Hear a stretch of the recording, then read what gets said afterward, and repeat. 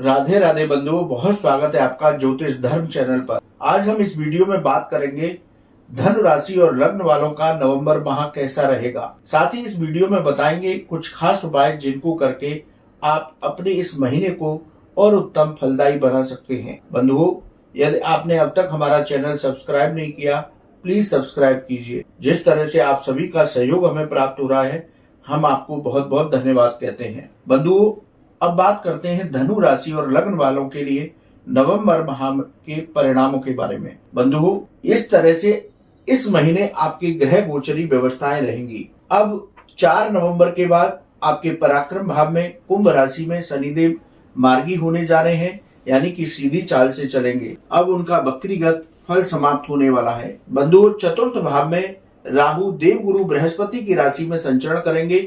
30 अक्टूबर को गुरु राहु का चांडाल योग समाप्त हुआ है। गुरु आपके पंचम भाव में अपनी मित्र राशि मेष राशि में मंगल देव की राशि में संचरण करेंगे। वहीं शुक्र जो है आपके दसम भाव में कन्या राशि में संचरण करेंगे और केतु भी यही संचरण करेंगे। आपके लाभ भाव में एकादश भाव में मंगल और सूर्य संचरण करेंगे। शुरुआती 16 दिन 16 नवंबर को मंगल आपके व्यय भाव द्वादश भाव में चले जाएंगे वृश्चिक राशि में। वहीं 17 नवंबर को सूर्य भी वृश्चिक राशि द्वादश भाव में संचरण करेंगे।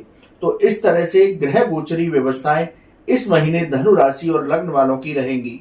बंधुओं, अब बात करते हैं प्रत्येक भाव से आपको किस तरह के फलों की प्राप्ति होगी। बंधुओं, चर्चा शुरू करते हैं प्रथम भाव से। देवगुरु बृहस्पति का दृष्टि संबंध आपके प्रथम भाव से है, इसलिए आपके आत्मविश्वास और व्यक्तित्व में बेहतरीन निखार सामने आएगा। नौकरी में पदोन्नति हो सकती है, परिवर्तन भी हो सकता है जो आपके लिए लाभकारी होगा। उच्च अधिकारियों का आपको सहयोग प्राप्त होगा।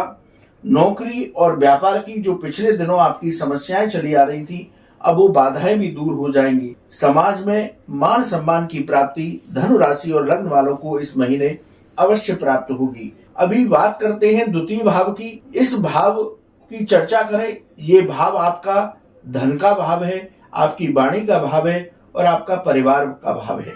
तो यहाँ पर आपकी आर्थिक स्थिति में सुधार होगा। धन लाभ के आपको अवसर प्राप्त होंगे। परिवार में आपका सामंजस्य स्थापित होगा, इसलिए आपको परिजनों का इस पूरे महीने सहयोग प्राप्त होगा। नौकरी और व्यापार में भी आपको लाभ प्राप्त होगा। आपकी आर्थिक स्थिति में सुधार होगा। बंधुओं, बात करते हैं पराक्रम भाव की, यानी कि तृतीय भाव की। ये भाव जो है आपका छोटे भाई बहनों का भाव है, आपके पराक्रम का भाव है, आपका संघर्ष का भाव है और इसके साथ छोटी यात्राओं का भाव है।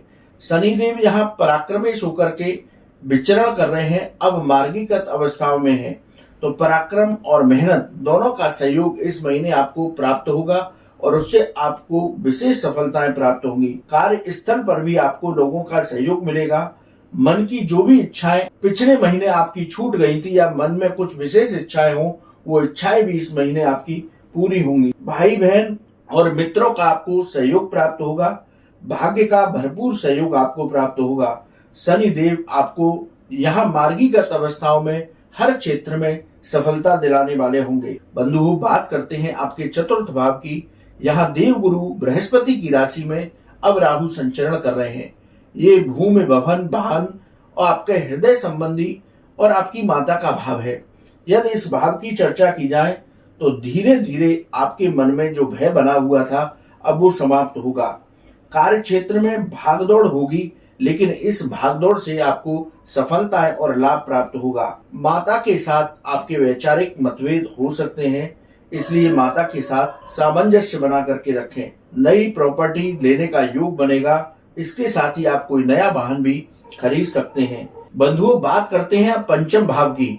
यहाँ पर देवगुरु बृहस्पति अपनी मित्र राशि में संचरण करेंगे। अब यहाँ पर गुरु राहु का जो चांडाल योग बना हुआ था, वो भी समाप्त हो चुका है। तो यहाँ पर देवगुरु बृहस्पति आपको स्टॉक मार्केट से विशेष लाभ दिलवाएंगे। शेयर बाजार में निवेश करने से भी आपको लाभ प्राप्त होगा। विद्यार्थी वर्ग को भी सफलताएं प्राप्त होंगी। प्रशासनिक अधिकारियों का इस महीने आपको सहयोग प्राप्त होगा। संतान पक्ष से जो आपके वैचारिक मतभेद चल रहे थे, अब वो भी दूर हो जाएंगे और आपका संतान का सुख आपको प्राप्त होगा। बंधुओं, बात करते हैं छठे भाव की। रोग और ऋण शत्रुओं का भाव है। डायबिटीज से जो लोग परेशान हैं वे लोग अपने स्वास्थ्य का ध्यान रखें। यूरिन संबंधी परेशानियां आपको थोड़ा परेशान कर सकती हैं इस महीने, इसलिए थोड़ा संभल करके रहें। नसों संबंधी यदि आपको कोई रोग है तो आप उसमें भी सावधान रहें। हर ओर से धन आएगा, इसलिए आप इस महीने आपने कोई लोन ले रखा है या आपने कोई कर्ज ले रखा है तो उसको पहले चुकाएं, व्यर्थ के खर्चों को करने से। शत्रु पक्ष से थोड़ा सा सावधान रहने की जरूरत होगी, क्योंकि आपके नौकरी या व्यापार स्थान पर आपका शत्रु आपके खिलाफ कोई षड्यंत्र कर सकता है। बंधुओं, बात करते हैं सप्तम भाव की। सप्तम भाव आपका गृहस्थ का भाव है, आपका व्यापार और व्यापारिक साझेदारियों का भाव है। सप्तम भाव के अधिपति आपके द्वादश भाव में संचरण कर रहे हैं। गृहस्थ पक्ष के साथ आप सामंजस्य बना करके रखें। छोटी छोटी बातों पर अपने जीवन साथी के साथ विवाद करने से बचें। गृहस्थ पक्ष में अपनी ईगो और अहंकार को हावी न होने दें। 16 नवंबर के बाद दाम्पत्य सुख में मधुरता आएगी। व्यापार में यदि आप कोई साझेदारी करेंगे 16 नवंबर के बाद तो आपको सफलताएं प्राप्त होंगी। व्यापार में भी आपका आर्थिक पक्ष मजबूत होगा। बंधुओं, बात करते हैं आपके अष्टम भाव की। ये अचानक घटनाओं का भाव है, रिसर्च संबंधी मामलों का भाव है, विदेश संबंधी मामलों का भाव है। बंधुओं, आपके अष्टम भाव पर राहु की दृष्टि है, तो थोड़ा यहाँ पर अष्टम भाव के फलों से आपको सावधान रहना होगा, क्योंकि राहु आकस्मिक घटनाएं कर सकते हैं, यानी कि अचानक से आपको हानि या लाभ देखने को मिल सकता है। लेकिन आप इन परेशानियों से परेशान न हो, इनको अपने मन पर हावी न होने दें। धीरे धीरे सारी परेशानियां खुद से समाप्त हो जाएंगी। रिसर्च संबंधी जो लोग हैं उनके कामों में भी थोड़ी रुकावटें आ सकती हैं। विदेश संबंधी यदि आपका कोई काम लटका हुआ था तो धीरे धीरे वो भी ठीक हो जाएगा। बंधुओं, बात करते हैं आपके भाग्य भाव की और आपके धर्म के भाव की, उच्च शिक्षा के भाव की।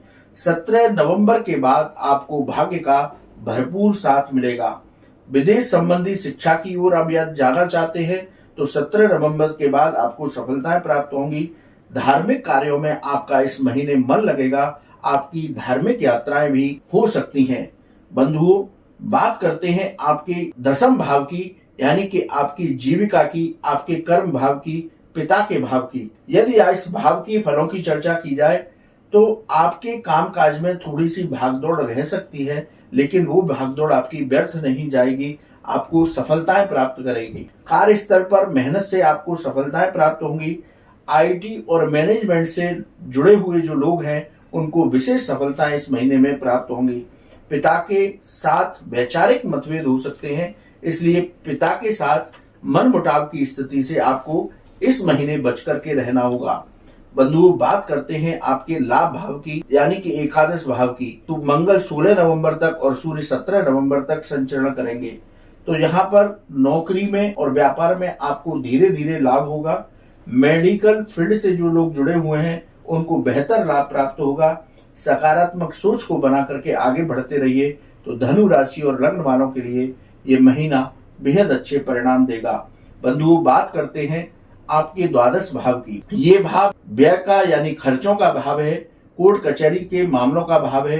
यदि देखा जाए तो विदेश संबंधी मामलों का भाव है। तो यदि आपका कोर्ट कचहरी में कोई विवाद चल रहा है तो उसमें आप सावधानी पूर्वक आगे बढ़ें। व्यर्थ के खर्चों से इस महीने बचने का प्रयास करें। 17 नवंबर के बाद आपको अनिद्रा जैसी स्थितियां बन सकती हैं, तो उसका आप विशेष रूप से ध्यान रखें।